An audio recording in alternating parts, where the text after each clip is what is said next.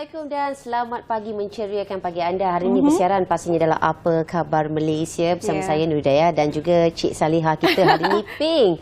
Saya Nur Salihah Azmi. Hari ini kala-kala pink-pink, kala yang ceria-ceria ni. Kita orang kata mood-mood di awal pagi hari, nak mulakan hari kena bersemangat. Betul. Dan ini lebih semangat sebab saya bersiaran juga dengan Nurul. Oh, terharu saya. Dan yang paling penting kan, setiap hari untuk memastikan kesihatan kita di tahap yang optimum, pastikan kita ambil tidur yang mencukupi, minum air yang mencukupi kerana keadaan cuaca ketika ini Salihah yang tidak menentu. Pastinya keadaan yang panas berpanjangan dalam kadar yang suhu yang tinggi memerlukan badan kita cukup air, elakkan daripada terkena stroke haba, elakkan daripada melakukan aktiviti di kawasan yang terbuka. Dan khasnya anak-anak ni, kadang-kadang kalau kita ni nak ingatkan anak ni paling mencabar sebenarnya sebab budak-budak ni terlalu aktif. Kadang-kadang sentiasa perlu diingatkan untuk mengambil air. Dan sebagai ibu bapa yang bertanggungjawab, mungkin saya rasa ini dah masanya untuk kita sediakan satu botol air khas untuk anak kita dibawa ke mana sahaja mereka pergi. Ini bercakap tentang kanak-kanak, walaupun saya tak ada lagi anak buat masa sekarang, mungkin nanti, tapi kita juga beringatkan kepada diri sendiri juga dan mungkin pasangan juga, keluarga yang tersayang dalam waktu-waktu orang kata apa, cuaca yang kering dan panas ini, sentiasalah menjaga diri. Dan seperti biasa di program Apa Khabar Malaysia, kita sentiasa nak berkongsi dengan anda perkembangan berita semasa, dan pagi ini mungkin kita nak mula berkongsi dengan satu petikan di Portal Bernama, Nurul. Okey, dan mungkin kita boleh mulakan dengan insiden pencemaran gas amonia yang berlaku di sebuah kilang sejuk beku di berhampiran jangan Sungai Rasau, Taman Berjaya pada kemarin, di mana penolong pengarah operasi Jabatan Bomba dan juga penyelamat JBPM Selangor berkata pihaknya tiba di lokasi pada 9.44 malam selepas menerima laporan daripada orang awam mengenai bau gas di persekitaran taman perumahan di kawasan terbabit. Okey, dan apa yang dapat saya simpulkan di mana hasil pemeriksaan oleh pasukan hazmat JPBM Selangor mendapati terdapat takungan air di dalam longkang memisahkan antara kilang sejuk beku dan juga kawasan perumahan. Dan pencemaran gas amonia dipercayai dilepaskan oleh kilang sejuk beku ekoran kerja penyelenggaraan pada paip saluran paip amonia di premis tersebut, dengan jarak punca pelepasan bahan kimia tersebut sampai ke takungan longkangan adalah sekitar 300 meter. Dan susulan itu, kaedah pencairan bagi meneutralkan gas amonia tersebut telah dilakukan dengan pelepasan air daripada kilang bagi mengalirkan bahan kimia tersebut sehingga ke longkang besar. Dan sebenarnya gas amonia adalah satu gas yang sangat berbahaya dan ianya bersifat mudah terbakar dan ianya boleh mengakibatkan hakis dan juga mengakibatkan ceret-beret kepada manusia sekiranya telah pun terkena dengan pencemaran gas amonia tersebut. Dan larutan padat gas amonia juga dilaporkan boleh memberikan kesan terhadap diri manusia, iaitu mengakibatkan kerosakan bahagian mata dan juga kulit mudah gatal-gatal. Itu antara kesan gas amonia, dan ini sebenarnya antara gas yang beracun dan sangat berbahaya. Dan insiden yang berlaku ketika ini merupakan sepatutnya insiden yang tidak sepatutnya berlaku, dan ianya memerlukan satu kawalan khusus di mana pasukan hazmat telah pun dihantar. Dan seperti yang kita tadi wawarkan juga, ini keadaan yang perlu diambil cakna dan prihatin oleh semua pihak supaya ia tidak berlarutan, kerana kita tahu pencemaran udara ini akan memberikan impak yang besar kepada kesihatan kita. Dan seterusnya kita nak juga berkongsi next story di portalbernama.com berkenaan tentang loji di Sungai Udang. Melaka menggesa pembinaan loji WTE di Sungai Udang ini agar disegerakan, dan kerajaan ini diambil cakna dan prihatin oleh Kerajaan Negeri Melaka menggesa agar pembinaan loji sisa ketenaga WTE atau incinerator di tapak pelepasan sisa pepejal sanitari Sungai Udang dapat disegerakan. Ianya jadualnya sepatutnya bermula dan juga selesai pada 2026. Menteri Besar Datuk Seri Abdul Rauf Yusof berkata semua pihak terlibat dalam pembangunan loji WTE itu juga diharap dapat memudahkan pelaksanaannya kerana projek berkenaan sangat pentinglah untuk rakyat di negeri Melaka ini. Tambahan beliau berkata lagi, pembinaan WTE itu bukan sahaja dapat menangani masalah lambakan sampah di tapak pelepasan berkenaan yang kiranya semakin meningkatlah yang kini melebihi 1,100 tan sehari. Saya kira itu satu indikator juga di mana banyak pembuangan sisa sampah di sana. Jadi loji ini pembinaannya amat diperlukan. Dan lagi bila proses ini lambat dilakukan, saya kira ianya juga memberi kesan kepada keseluruhan proses ini. Projek WTE yang bernilai lebih daripada 700 juta itu akan dibangunkan menggunakan teknologi dari Jepun menerusi kerjasama awal. Swasta dan logik itu dijangka dapat memproses 800 tan sampah sehari, dan saya kira sekali lagi ini satu projek ataupun perkara yang perlu diambil perhatian dan diambil cakna dan perlu disegerakan, kerana kita tahu orang kata apa, sisa buangan sampah yang kita buang setiap hari itu perlu diproses dengan baik supaya ianya satu yang paling penting juga mengelakkanlah juga ya pencemaran udara ya Nurul ya. Itu yang pastinya, dan itu yang telah pun dikongsikan oleh Saleha, dan kita nak kongsikan juga sesuatu berita yang menarik di mana seperti yang kita ketahui ya sebelum ini, peranan Yayasan Bantuan Guaman Kebangsaan Malaysia turut memberikan khidmat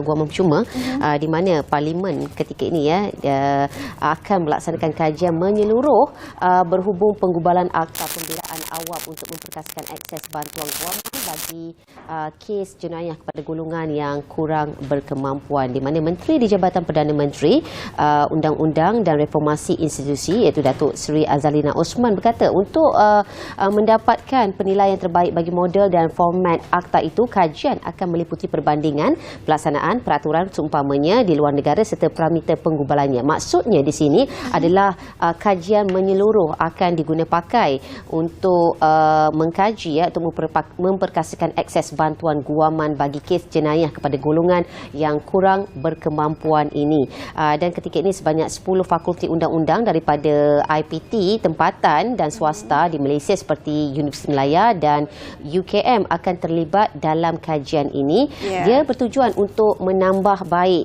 perkhidmatan bantuan guaman bagi kes jenayah kepada rakyat yang kurang berkemampuan. Ia pastinya untuk memperkasakan dengan apa yang ada sebelum ini. Sebelum ini kalau sekiranya kita sedia maklum Yayasan Bantuan Guaman Kebangsaan YBGK mungkin turut menawarkan perkhidmatan yang sama, tetapi mungkin perkhidmatan yang ditawarkan itu tidak begitu menyeluruh untuk dicakupi kepada mereka golongan yang memerlukan, dan tidak ini juga akan menjadi tanda tanya bagaimanakah nasib YBGK selepas ini sekiranya akta ini telah digubal. Dan menurut Menteri di Jabatan Perdana Menteri iaitu Datuk Azalina menjelaskan kajian yang dilaksanakan ini bersama dengan 10 fakulti undang-undang turut meneliti fungsi dan juga peranan YBGK ketika ini, dan sama ada YBGK ini akan dihidupkan ataupun sebaliknya ataupun akan diasingkan. Itu ketika ini tiada jawapan khas dan sama-sama itu dinantikan. Ya, itu dia beberapa petikan berita semasa yang kita kongsikan dari portalbernama.com. Dan seperti biasalah banyak lagi perkembangan semasa, anda boleh layari semuanya di portalbernama.com. Dan sekarang tiba masanya kita nak menjangah untuk tanya khabar Cik Mentari dan mungkin Cik Matahari juga hari ini, cuaca, dan kemudian ke bilik berita bersama rakan setugas. Silakan.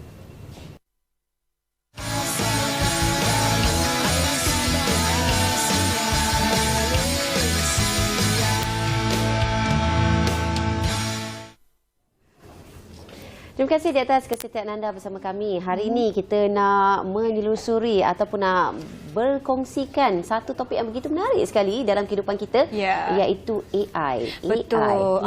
Banyak teknologi yang 2-3 menjak ataupun semenjak ini diperkatakan telah diperkenalkan ataupun telah digunakan dalam teknologi AI ini. Dan hari ini sesuatu yang cukup menarik saya kira untuk kita bercakap tentang ChatGPT. Apakah itu perinciannya tu, Nurul? Ya, ini sesuatu yang menarik dan mungkin tak ramai antara kita yang mengikut ataupun menungkah arus zaman ketika ini, apa yang berlaku ketika ini, tetapi kita perlu ambil tahu. Betul. Kerana kita perlu melihat dia daripada sudut yang positif, di mana kebaikan teknologi ini terhadap kehidupan seharian kita. Di mana itu yang kita nak sentuh mengenai impak teknologi ChatGPT dalam bidang pendidikan. Sesuatu yang sangat penting kerana anak ini merupakan masa depan negara. Dan dengan seharusnya dengan teknologi yang ada ketika ini, sekiranya kita salurkan ataupun kita guna pakai untuk kegunaan yang tepat, ianya sangat-sangatlah membantu. Dan bersama kita di studio ketika ini untuk memperkatakan topik topik yang begitu menarik sekali iaitu impak teknologi ChatGPT dalam pendidikan. Pastinya bersama Profesor Teknologis Dr. Haryani Harun, merupakan penolong Naib Chancellor Kolej Pengajian Pengkomputeran, Informatik dan Media KPPIM UiTM. Assalamualaikum Prof, selamat datang. Okey Prof, terlebih dahulu kita nak bercakap mengenai ChatGPT. Mungkin Prof boleh kongsikan kepada penonton apakah itu ChatGPT sebenarnya? Okey, jadi terima kasih Nurul dan Saliha kerana menjemput saya dan juga UiTM berkongsi sedikit pandangan mengenai aplikasi kecerdasan buatan ya.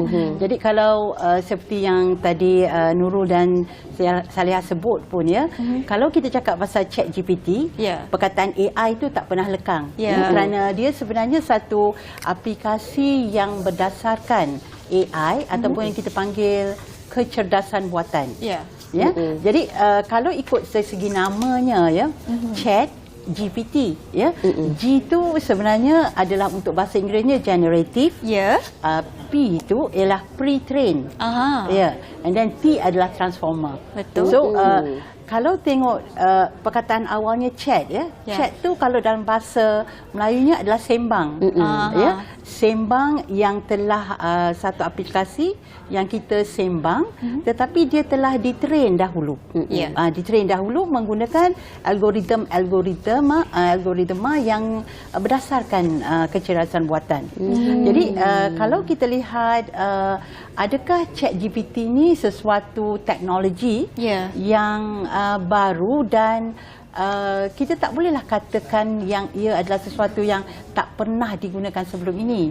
Contohnya ya, kalau kita tahu bahawa ChatGPT ni aplikasi daripada chatbot. Ya, yang chatbot ni kita tahu banyak digunakan dalam dunia perniagaan sebagai asisten ya, dia tanya apa yang boleh saya bantu ya, dan dia lebih kepada satu perbualan yang lebih santai kepada customer ya, kepada supaya dapat bertanyakan apa-apa persoalan yang dibuat ya.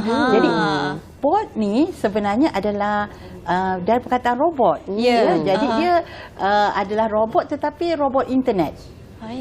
Jadi ya itu yang menariknya. Jadi ChatGPT asal usulnya adalah daripada evolusi daripada chat bot itu.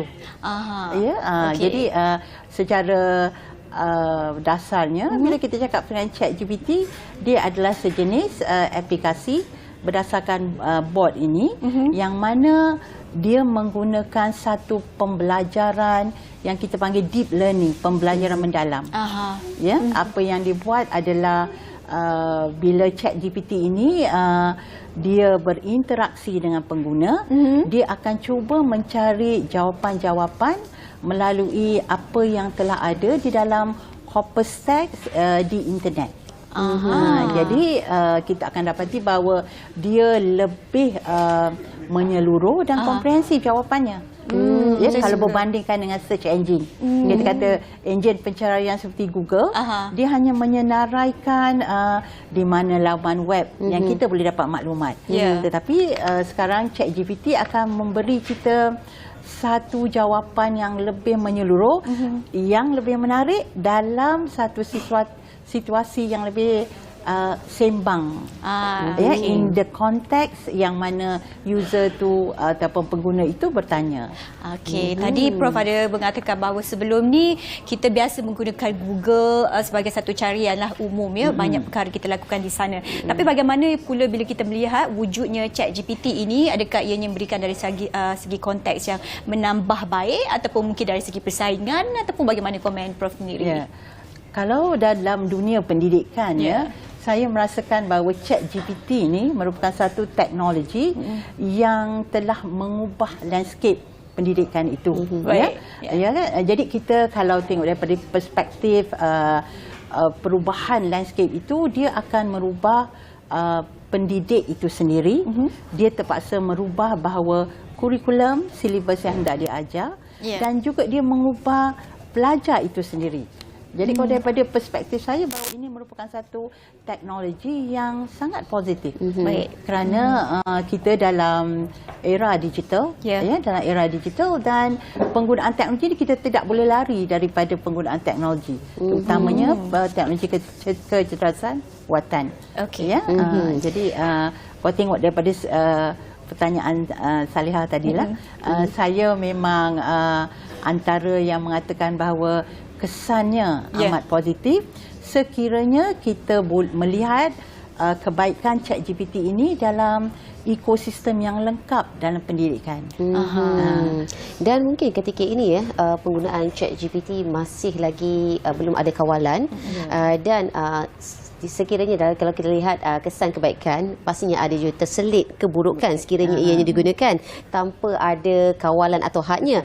Dan mungkin Prof boleh kongsikan mengenainya. Apakah langkah-langkah yang selayaknya dilakukan oleh pihak ataupun kerajaan khasnya ataupun kementerian dalam menangani isu ini supaya ianya tidak menimbulkan permasalahan?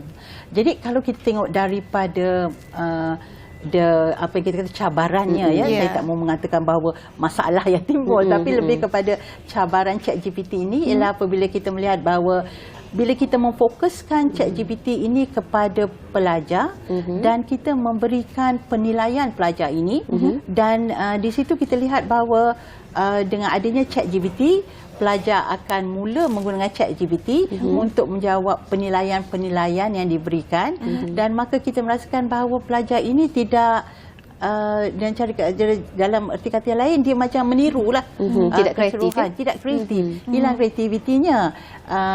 Kalau di dalam institusi pendidikan tinggi sekarang, kita punya beberapa perisian yang boleh melihat kepada plagiarism ataupun persamaan tugasan pelajar dengan apa yang ada dengan di luar sana. Ya, kalau kementerian juga begitu proaktif dalam melihat kepada polisi-polisi, dan saya juga tahu bahawa beberapa universiti telah mula memberikan garis panduan penggunaan ChatGPT untuk para pelajar, dan tidak ketinggalan Majlis Profesor Negara juga yang saya hadiri telah mengadakan beberapa bengkel bagi memberikan beberapa garis panduan yang boleh dicadangkan kepada pihak kementerian untuk diadakan beberapa polisi sebagai kawalan bagi ChatGPT ini. Jadi melihat ChatGPT ini, kalau pelaksanaannya terutamanya dalam bidang pendidikan, ianya pasti juga ada cabarannya, Prof, untuk implementasinya, permulaannya. Jadi bagaimana pendapat sudut pandang Profesor berkenaan itu? Cabaran yang utama saya rasa bagi penggunaan ChatGPT ini adalah the mindset, the mentality pendidik, pelajar harus berubah. Kita tahu bahawa era digital telah ada di negara kita dan juga di peringkat global. Satunya kita kena lebih ada digital mindset, pemikiran digital. Yang mana kalau pemikiran digital ini tidak semestinya kita melihat kepada penggunaan teknologi semata-mata dan dia sebagai yang mendorong pada pendidikan, tapi kita tengok dari aspek pendidikan itu menggunakan teknologi bagi menampung era digitalization. Jadi ini yang paling penting bagi pendidik pula. Mereka harus menjadi lebih teknologi savvy atau literate, cakna. Dia mesti lebih cakna teknologi. Kerana teknologi ini dia berubah lebih cepat daripada apa yang kita kata kegunaan yang digunakan oleh manusia. Jadi kita kena lebih cakna tentang apa itu perubahan teknologi, dan semestinya ada aspek yang baik dalam teknologi itu yang boleh kita ambil dalam pendidikan. Dan dari segi pengajaran kurikulum, kita kena melihat bahawa kita kena bayangkan perubahan perlu dilakukan. Teknologi berubah, jadi untuk menggunakan teknologi itu, the ecosystem, the kurikulum perlu berubah. Kan, jangan bayangkan bahawa ini adalah satu cara pembelajaran yang seperti 10 tahun dulu. Pembelajaran itu kena berubah, kurikulum kena berubah, cara penilaian seorang pendidik itu kepada pelajar juga perlu berubah. Ya. Dan saya sebenarnya sangat gembira dengan ChatGPT ni kerana saya rasa ChatGPT ni dia dapat menilai pelajar dari segi apa yang kita panggil higher order thinking skill. HOTS ya, dipanggil HOTS. Kalau dalam kurikulum universiti itu dipanggil HOTS, di mana bukan setakat bertanya kepada ChatGPT tentang sesuatu perkara, tetapi dia lebih kepada pelajar itu perlu menguasai kemahiran bagaimana hendak bertanya untuk mendapat satu jawapan yang paling tepat. Jadi bukan sekadar bertanya, yang paling tepat apa yang dia inginkan. Maksudnya ChatGPT ni bukan hanya sesuatu yang memberikan info, tetapi untuk mengajar ataupun mendidik pelajar untuk berkomunikasi dengan baik. Betul. Dan juga cara untuk berfikir secara spontan, begitu maksud spontan dan lebih kritis. Ya, kita macam kalau satu pertanyaan yang macam saya bagi contoh tadi pada Nurul adalah kalau seorang pelajar bertanya cuaca hari ini panas, mengapa saya kena minum air? Right? Jadi itu satu soalan yang umum ya.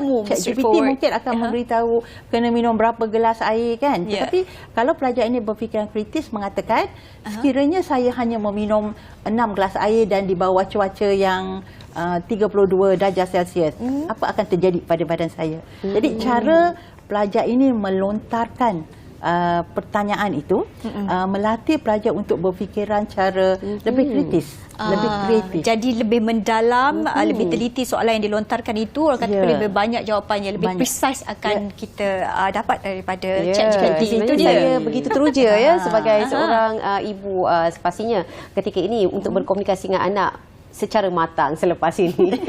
Dan kita akan berhenti rehat seketika dan kembali selepas ini masih lagi dalam topik dan juga perbincangan yang sama. Jangan ke mana-mana.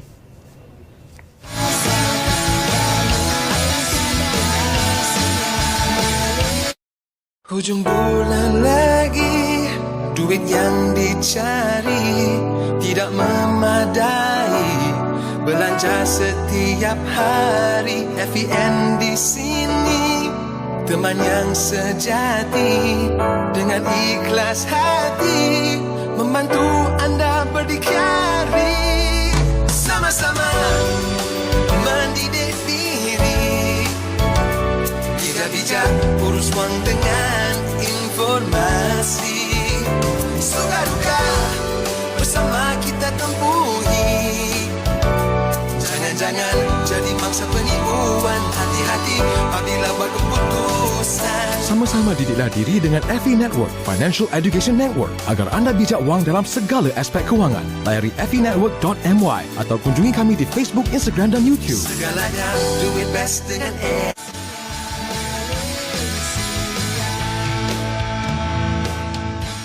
Itu tadi sedikit sebanyak kita dapat kongsikan mengenai impak teknologi ChatGPT dalam bidang pendidikan. Dan Prof, saya nak meneruskan lontaran soalan. Di mana ketika ini kita dapat melihat ChatGPT iaitu lebih pada skill komunikasi. Okey, dan sedari awal kita lihat anak-anak ini memerlukan skill untuk membaca dan juga menulis untuk menguasai bidang pendidikan dan juga seterusnya ke tahap yang seterusnya. Jadi dalam untuk memudahkan cara ataupun untuk memudahkan difahami pada ChatGPT pada usia berapakah yang seharusnya yang sebaik mungkin kita dedahkan kepada anak-anak ini? Jadi kalau tanya pandangan saya untuk pendedahan kepada pelajar-pelajar ini sebenarnya dari peringkat tadika pun dah boleh. Ya, kalau contohnya bagi peringkat tadika itu mungkin mereka hendak mengetahui tentang apakah tabiat seekor haiwan, ya, katalah harimau, ya.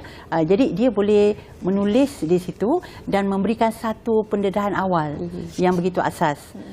Namun ya, apabila pelajar ini dapat menarik pelajar ini tentang satu haiwan itu, memanglah pelajar ini digalakkan untuk mencari sumber-sumber lain. Sumber-sumber lain. Jadi kalau kita menggunakan ChatGPT ini sebagai menarik minat, menarik minat bagi kanak-kanak ini, saya rasa bahawa kesedaran dapat menarik minat mereka untuk lebih berbentuk meneroka kepada dunia bacaan. Jadi menarik minat. Yang utama saya rasa ChatGPT boleh berkesan untuk memberikan mereka tarikan-tarikan, ya, memberikan mereka satu maklumat asas.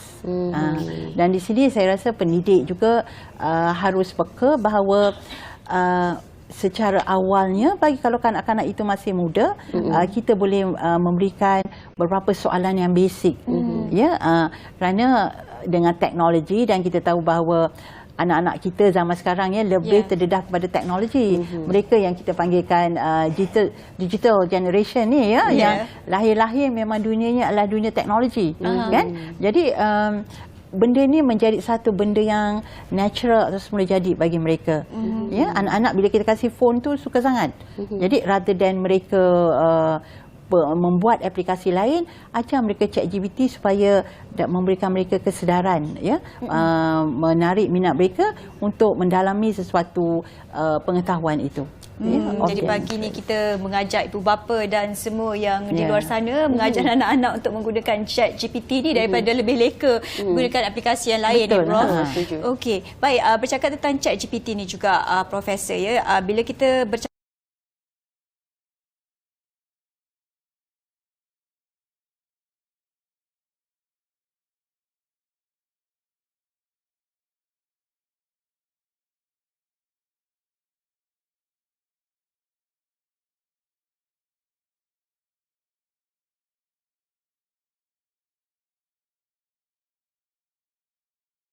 pengajaran mungkin tanpa teknologi, pelajar itu akan lebih fokus kepada pendidik. Tetapi sekarang ni ia bersifat pelajar itu boleh mencari pengetahuan sendiri dan mereka lebih bersedia. Jadi kita pun melihat bahawa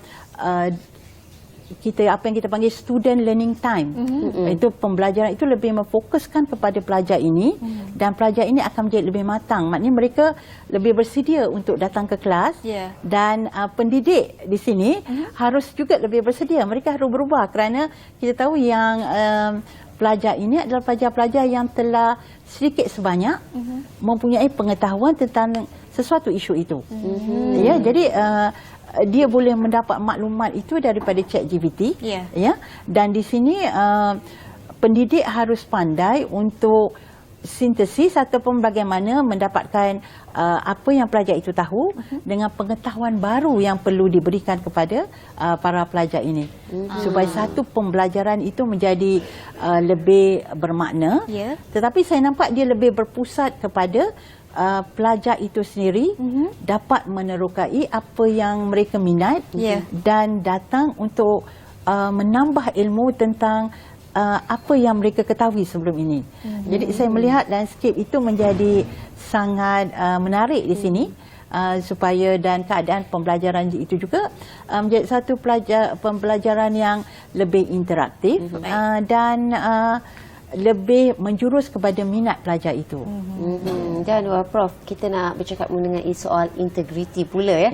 Daripada segi kejujuran akademik pastinya, apabila teknologi ChatGPT ini telah pun menguasai institusi pendidikan itu sendiri, bagaimana? Isu ini, isu integriti ini merupakan satu isu yang hangat, dan saya tahu bahawa bagi pendidik yang merasakan bahawa ChatGPT ini akan membawa kepada isu-isu integriti, ini yang kita katakan tadi bahawa pendidik harus bekerjasama, kita harus bekerjasama untuk memberikan satu garis panduan, ya, satu garis panduan. Kalau kita tidak memberikan satu garis panduan ini, maka pelajar ini akan mengambil jalan mudah, iaitu dengan menggunakan ChatGPT bagi menjawab soalan-soalan. Di sini peranannya bahawa cara penilaian pelajar itu harus lebih kreatif sekarang ini. Kita tidak boleh menggunakan satu pendekatan di mana bahawa kita hanya melontarkan soalan-soalan yang memerlukan pelajar itu menghafal.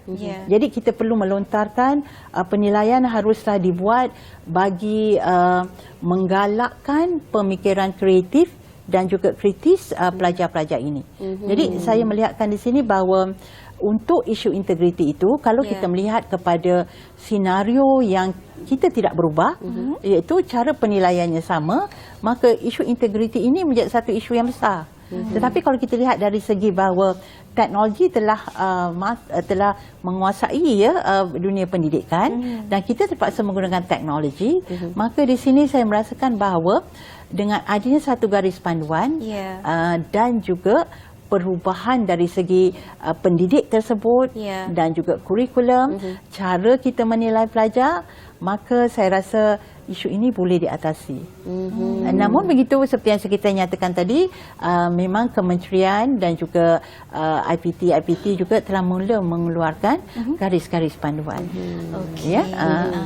Bercakap tentang kebersediaan untuk menerima teknologi sebegini, Profesor. Jadi mungkin ada atau tidak Profesor rasakan cukup mungkin dari pihak kerajaan ataupun daripada pihak sekolah pembelajaran sendiri memberikan kesedaran ataupun awareness tentang teknologi ini.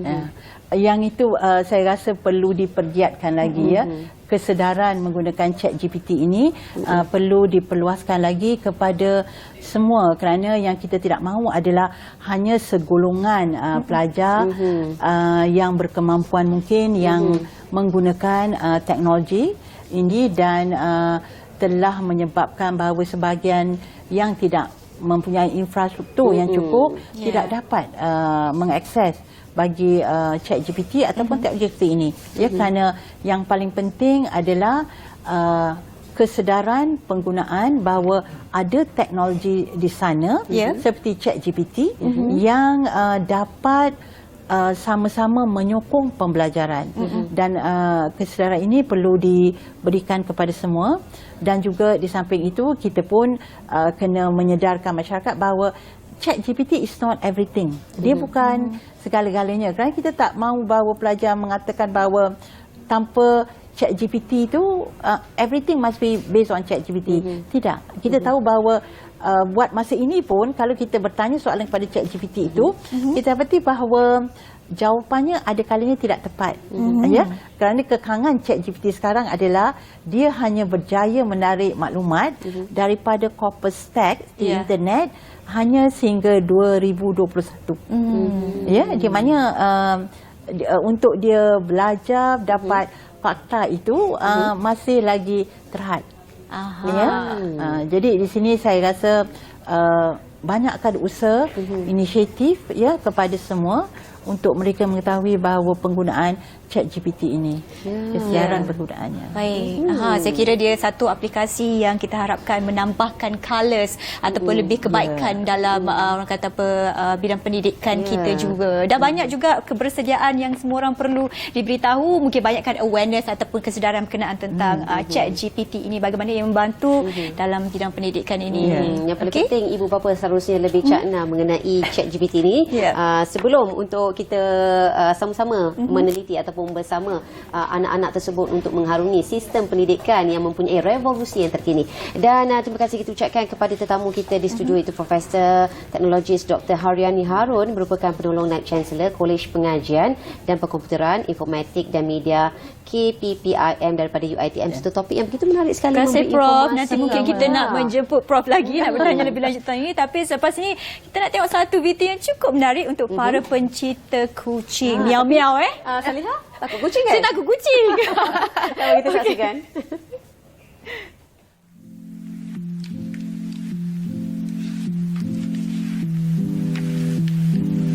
Assalamualaikum, selamat pagi. Adakah anda semua peminat kucing ataupun anda nak membelai kucing sambil menikmati pelbagai makanan dan minuman? Nak tahu kat mana? Jom kita tengok kat mana. Di Rockies Cat Club Taman Dagang Ampang ibarat syurga buat para penggemar atau peminat kucing. Di sini, para pengunjung bukan sahaja boleh meluangkan masa bersama si comel, tetapi juga dapat menghilangkan stres mereka lebih-lebih lagi selepas melakukan aktiviti harian dengan melayan karenah si comel. Saya dan suami, Encik Zalani Ali telah coming out with this concept, one stop center untuk penggemar kucing lah, okey. Di tingkat 2 kita ada Four Seasons Hotel, untuk cat boarding, 5 class cat boarding. kita ada provide cat grooming dengan spa juga. And at the same time, bila you tunggu kucing you untuk spa, you boleh duduk dan tengok kucing you. So it's like a concept in a Japanese cafe. So kita tak ada buat in a closed room. Okay. And then di tingkat 1 kita ada D-Cat shop. Where kita jual all barang-barang kucing. Tak ada barang-barang untuk pet lain, semua untuk kucing.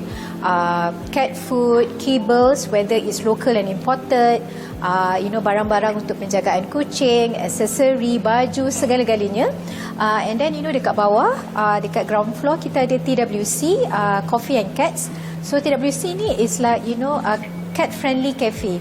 You boleh bawa kucing you untuk minum di TWC, tapi kucing you kena ada dalam carrier sebab kita tak nak kucing you keluar. Rocky's Cat Club menawarkan 2 jenis hotel kucing untuk para pemilik kucing, iaitu Pau Season Hotel dan Pagoda Inn. Rocky's Cat Club menampilkan kelainan yang berbeza dengan perkhidmatan cat boarding yang mana pemilik kucing boleh menghantar kucing mereka sehingga ke pintu bilik yang telah dipilih. Bagi makanan pula, Rocky's Cat Club menawarkan penyediaan makanan mengikut rutin makanan haiwan peliharaan mereka. Apa yang menarik di Rocky's Cat Club, terdapat Purific Spa yang menawarkan khidmat grooming untuk kucing kesayangan anda. Di sini, semua kucing yang dihantar akan dimandikan menggunakan sabun dan tempat mandian berkualiti yang diimport dari China dan Taiwan. Okey, ni dah kali ketiga kita orang pilih untuk kucing kita orang lah. Hari tu dah buat for boarding, for this one for grooming lah. So far memang experience dia sangat bagus because kucing pun tak jadi takut, and then dia ada masalah kutu flea. So by the time bila bawa ni memang bila balik tu kutu tu berkurangan. And then dia wangi dia tu berpanjangan tau. At least 1 week macam tu lah. Untuk para peminat kucing dan pemilik kucing di sekitar area Ampang dan kawasan berdekatan, boleh ke Rocky's Cat Club di sini untuk perkhidmatan grooming kucing. Dan jika anda sebagai pemilik kucing hendak kucing anda dalam keadaan selamat dan terjaga bila di luar kawasan, boleh guna perkhidmatan hotel di sini. Dan jika anda tiada kucing tapi nak really stress ke, nak spend masa dengan kucing, boleh spend masa dekat Cat Cafe di Rocky's Cat Club. Semuanya di bawah satu bumbung untuk kucing anda.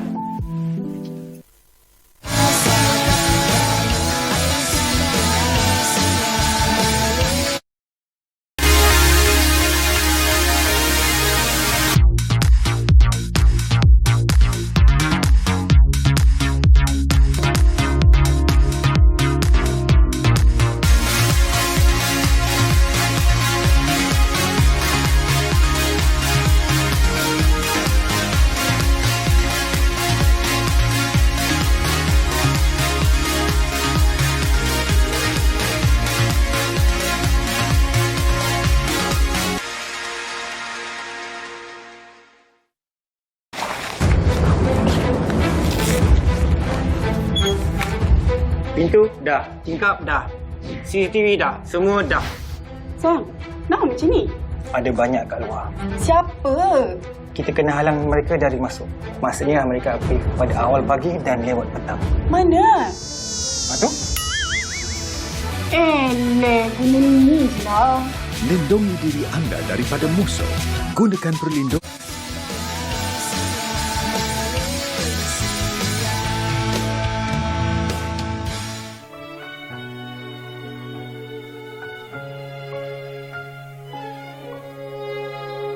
Mendengar wan berharap berpaksi pada dia, rapuh jiwa gelaudah redup di depan dia. Ranjau mudah ditebang, terhapus dengan sumpah. Rintik hujan menitis, tunduk Tadi klip video Baru Hanya Dia. Sebenarnya Saleha macam tak puas. Baru kita nak feel lagu tu, tiba-tiba dah terpotong. Stop pula kat situ. Jadi Tapi, kita nak balik nanti nak kena tengok sampai habis klip video ni. Jadi hari ni istimewa di studio, kita nak bawakan kepada anda promosi lagu Hanya Dia, klip video yang kita tengok tadi walaupun sekejap saja dulu. Jadi kita nak ucapkan selamat datang kepada Aiman Sidek, penyanyi, dan juga Halim Ahmad, penyanyi. Assalamualaikum kedua-duanya. Hari ni ceria hari ni ya. Alhamdulillah. Alhamdulillah. Pagi-pagi. Ceria pagi-pagi ya. Sebenarnya yang menarik perhatian saya adalah tadi permulaan kita saksikan video klip tadi kan, walaupun intro adanya orkestra di situ dan lagu bersifat ketuhanan. Okey, dia menjentik perasaan saya kira kan ramai juga di luar sana yang sebelum ini dalam industri kita dapat saksikan banyak lagu-lagu diciptakan mencerminkan lagu-lagu percintaan terhadap insan, kekecewaan, tetapi kali ini bersifat ketuhanan. Mungkin kita boleh kongsi bersama dengan Aiman. Aiman merupakan penulis lirik juga untuk lagu ini, dan mengapa konsep ketuhanan dipilih untuk menghasilkan karya? Actually untuk projek NAR ni special project kan, antara saya dengan Halim, NAR punya projek. So memang kita dah decide untuk buat satu ketuhanan punya konsep lah. Tapi saya tak nak dia terlalu direct. So perspektif orang berbeza-beza kan. Sometimes untuk buat banyak konten di media sosial pun banyak guna untuk ayah lah, family yang dah meninggal. So tapi daripada segi kami punya konsep memang religi lah, ketuhanan untuk di song Hanya Dia. Okey, Tok Halim sendiri bila boleh kongsikan dengan kita bila lagu ini dilancarkan? Kita rilis lagu ni 1 Ramadan hari tu. Okay. So dah sebulan dah 2 bulan sebenarnya kan. Tapi sebab waktu tu mungkin orang sibuk dengan promosi lagu raya kan. Jadi kita sekarang ni baru seminggu 2 ni baru start nak full blast dekat ground lah. Jadi bagaimana sambutan dia setakat ini? Alhamdulillah best sebab kita tak sangka jugalah kan, dia mula-mula tu slow sebab orang sibuk dengan lagu raya. Sekarang dah lebih 100,000 view di YouTube. Dan di TikTok pun orang banyak guna reel. Tadi saya tengok dah berapa puluh ribu. Dalam berpuluh-puluh ribu. Puluh-puluh ribu video yang menggunakan konten lagu ni. Wow, itu sesuatu yang positif Yelah orang dah habis makan lemak, dah habis open house kan. Baru nak kembali kepada dunia realiti ya. Okey, dan Aiman, cabaran merupakan Aiman dan juga Halim, dua-dua merupakan penyanyi. Tetapi dalam gandengan lagu ini anda bertemu secara duo untuk mencari ataupun mencipta keserasian tu bagaimana? Kenal dah lama. Kalau Halim ni memang kenal sebab dia start 2005 dan saya start 2008. Sudah lama lah kan. So maksudnya kita orang dah kenal, cuma just contact dalam media sosial, IG semua tu kan. So bila dah nak start projek tu, NAR tanya saya siapa nak, and then saya terus propose nama Halim. Sebab kita punya karakter dalam lagu tu sama je sebenarnya. Yang solo dia pun lebih kurang saya punya barang juga. Direction music kita lebih kurang lah. Kalau kita punya sound tu, music lagu Aiman, lagu saya pun saya compose juga. So kita nyanyikan lagu-lagu kita orang tu bunyi macam OST, orang suka lagu-lagu tadi lah. Itu belum chorus lagi tu. Itu belum chorus lagi. Baru dengan intro tu kan, dah rasa sayu hati macam tu. Dah sebut tentang OST tu, mungkin insyaAllah nanti jadi OST lagu mana-mana filem ataupun drama. Okey, untuk lagu ini bagaimana orang kata apa nanti jadualnya, promosinya bagaimana? Dan di bernama ni yang keberapa dah jadi bagaimana? Kita dah minggu ketiga Minggu ketiga. Ni pun ni akan dah habis minggu lepas dah. Dah berapa dah kat TV, radio dah kan. So kali ni ada lagi bagus kita teruskan lagi. Tapi yang penting di TikTok dan di semua media sosial kita kena terus lagi sebab itu yang nak bagi semua orang. Kadang-kadang orang tak tahu lagu ni ada. Bukan dia tak nak dengar. Dia tak tahu kewujudan. Dan lebih mengenali lebih rapat lagi dengan penyanyi iaitu Aiman Sidek dan juga Halim Ahmad. Okey, disebabkan dengan lagu Hanya Dia ini memberikan satu impak yang begitu positif terhadap kejayaan kedua-dua penyanyi ini, tidakkah anda berfikir untuk terus meneruskan duo ini sebagai perancangan pada masa hadapan? Dia sebenarnya sebab nampak menjadi kan. Sebab masing-masing actually career masing-masing solo macam saya pun sebelum ni ada lagu dengan adik saya. Saya jarang untuk keluar sendiri. Tapi dengan Halim ni sangat selesa. If tanya saya sangat selesa. Sebab Yelah, saya panggil dia orang soleh yang kelakar. Soleh yang kelakar. Ada? Dia kelakar. So, saya selesa untuk bekerja. If ada rezeki lagi untuk tahun depan, tahun seterusnya, insyaAllah. InsyaAllah. Yang penting keserasian tu. Itu paling penting. Bila nak mulakan apa-apa projek pastinya kalau berduet contohnya. Tapi untuk Halim pula, kita balik kepada Halim, kita nak tanya mungkin apa lagi lepas ni projek-projek ataupun plan ataupun mungkin yang sedang dilakukan sekarang nak berkongsi dengan kita semua hari ini. Okey, buat masa ni saya fokus fokus pada promosi lagu Hanya Dia ni, dan lepas ni insyaAllah saya pun akan release lagu solo yang seterusnya. Ada lagi? Ada. Okey, ada lagi. Tapi sekarang ni komitmen kita lah bersama kan. Sebab saya nampak dalam industri tak ramai yang nak bertahan, nak survive dengan apa yang dia ada tu. Jadi sementara kita tengah kita punya bonding bagus ni kan. So kita buat fokus ni. Sebab Aiman pun dia ada release single lain juga. Tapi sebab orang nak terima lagu ni sekarang ni. Kita promo lagu Hanya Dia lah. Dan ini merupakan satu strategi yang menarik ya. Saya sebenarnya mungkin penerimaan lagu ini lebih orang kata apa, lebih diterima dan ini merupakan satu benchmark untuk kerjaya anda berdua untuk lebih diterima. Okey, dan juga tadi kita dah tanya Aiman mengenai pengalaman kerja dengan Halim. So nak tahu juga pengalaman Halim bersama dengan Aiman bagaimana? Kata apa? Ustaz Soleh ya. Ustaz Soleh. Bagaimana pula tu? Saya ni budak nasyid sebenarnya. Itu dia bahan gitu. Okey, Aiman seorang komposer yang mungkin orang tak tahu. Lagu dia sebelum ni adalah lagu yang sangat popular di Malaysia. Lagu Cinta Sejati. Lagu yang dah memang viral lah sebelum ni. Jadi saya nampak Aiman ni dia dah kaki dia sebelah di kolam nasyid ada, sebelah di kolam mainstream. So dia sangat masyhur lah di Malaysia. Masyhur ya. Saya cakap dah dia soleh yang kelakar. Jadi saya tumpang syafaat dia lah. Jadi untuk dapatkan, sebab saya memang peminat saya budak nasyid. Jadi tu yang macam ada rupa parasnya tu ke arah nasyid. Memang saya budak nasyid. Okey. Itulah. Jadi saya memang menumpang nama dia jugalah. Satu gandingan yang begitu positif Okey, kita nak berbalik kepada lagu Hanya Dia. Dia mengenai ketuhanan. Tetapi berkisarkan mengenai apa, daripada angle sudut mana? Dia sebenarnya persepsi saya apa-apa yang kita buat pun memang whatever it is Allah yang akan dia punya aturkan semua perjalanan lah. Itu juga macam cinta. Kalau orang cakap pasal cinta pun ialah if Allah tak bagi bentuk dia tak jadi lah. Itulah. Macam mana nak dapat ilham tu Aiman untuk melahirkan karya ni? Kadang-kadang tak tahu macam mana jadi. Kadang-kadang benda yang kita cuma macam saya cakap lah, bila kita dah bincang dengan NNA, konsep macam mana, and then bila ada konsep saya terus buat. Idea tu spontan lah. Idea tu spontan. Saya jarang terlalu, biasanya saya buat lagu 5 hingga 10 minit lah. Itu dia. Saya tak drag. Sekejap sahaja pun dah boleh dapat betapa inspirasi lagu itu ya.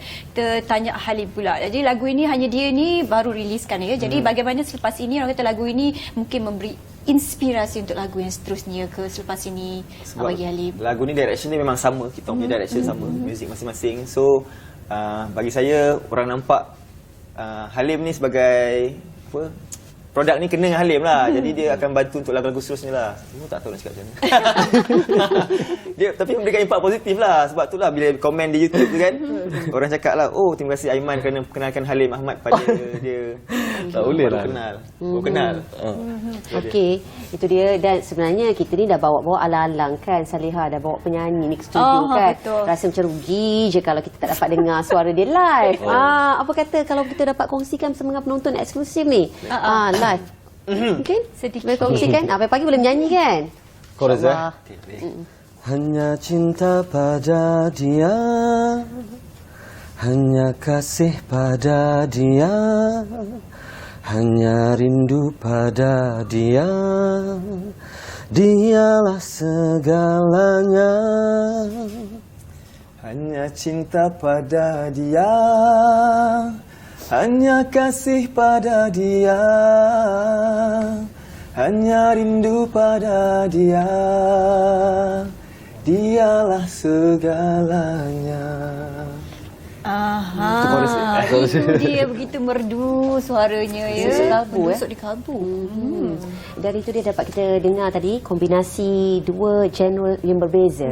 Apabila digabungkan memberikan satu impak yang begitu menarik sekali.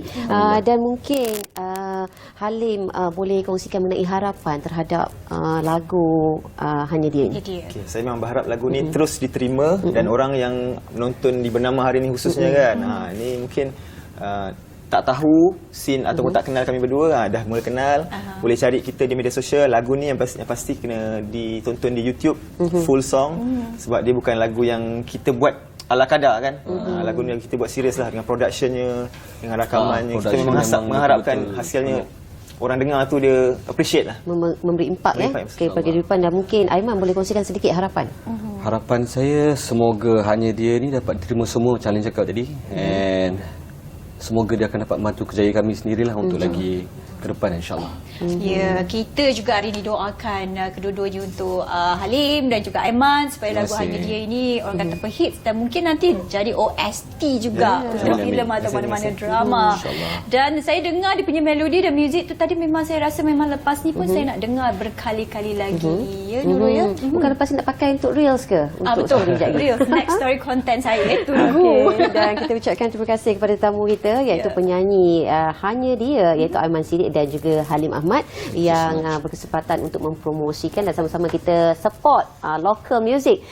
Dan untuk penutup, apa khabar Malaysia sampai ke penghujung rancangan, dan terima kasih diucapkan kepada anda yang setia dari awal sehingga ke akhir rancangan. Banyak sebenarnya Salihah informasi kita kongsikan hari ini. Ya, dan banyak perkongsian kita ni seperti biasa teruslah setia menyokong kami di Bernama TV. Kita nak tutup dengan video klip cukup istimewa, saksikan. Hanya Dia. Bye-bye. Dengan sumpah rintik hujan menitis, tunduk malu padanya. Dia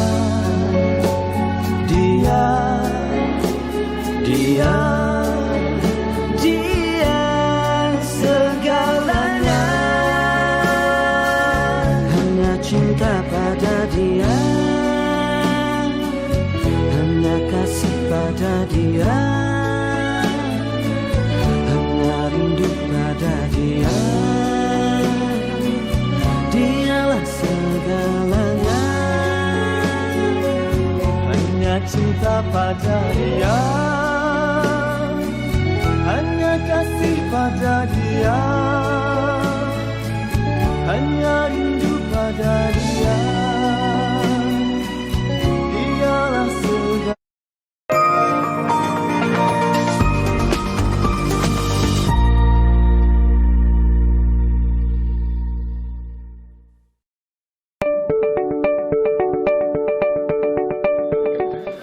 Saya ucapkan selamat menyambut Hari Wartawan Nasional kepada rakan-rakan pengamal media seluruh negara.